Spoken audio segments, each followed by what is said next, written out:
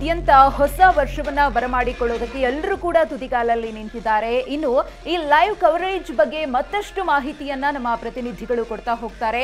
ಕೋರಮಂಗಲದಿಂದ ನಮ್ಮ ಪ್ರತಿನಿಧಿ ಅನಿಲ್ ನಮ್ಮನ್ನ ನೇರ ಸಂಪರ್ಕದಲ್ಲಿ ಜಾಯಿನ್ ಆಗ್ತಾರೆ.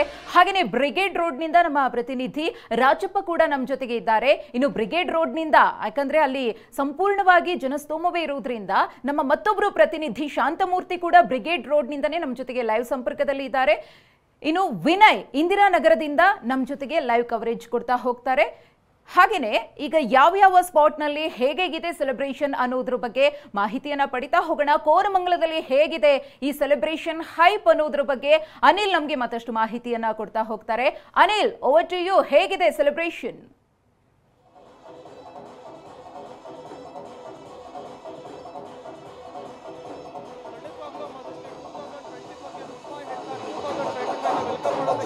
ಸಿಲಿಕಾನ್ ಸಿಟಿಯ ಜನ ಸಾಕಷ್ಟು ಕಾತರದಿಂದ ಕಾಯ್ತಾ ಇದ್ದಾರೆ.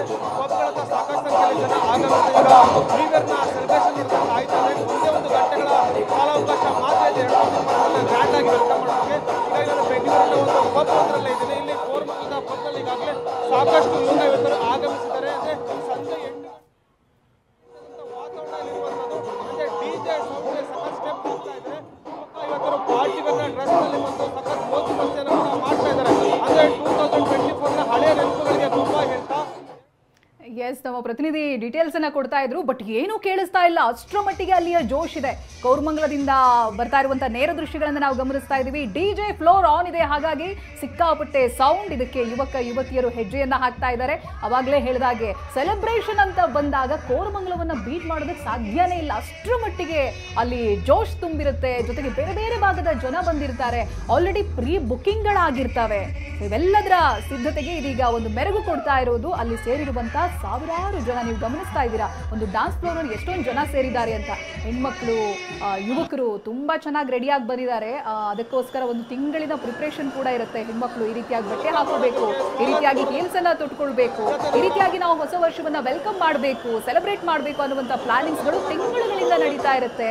ಇವತ್ತು ಅದರ ಜೋಶನ್ನ ನಾವು ನೋಡ್ಬೋದಾಗಿದೆ. ಯಾವ ರೀತಿಯಾಗಿ ಕೋರಮಂಗಲದಲ್ಲಿ ಸೆಲೆಬ್ರೇಟ್ ಮಾಡ್ತಾ ಇದ್ದಾರೆ ನೋಡಿ. ಅಲ್ಲಿಯ ವೈಬ್ ಹೇಗಿದೆ ಅನ್ನೋದು ಗೊತ್ತಾಗ್ತಾ ಇದೆ.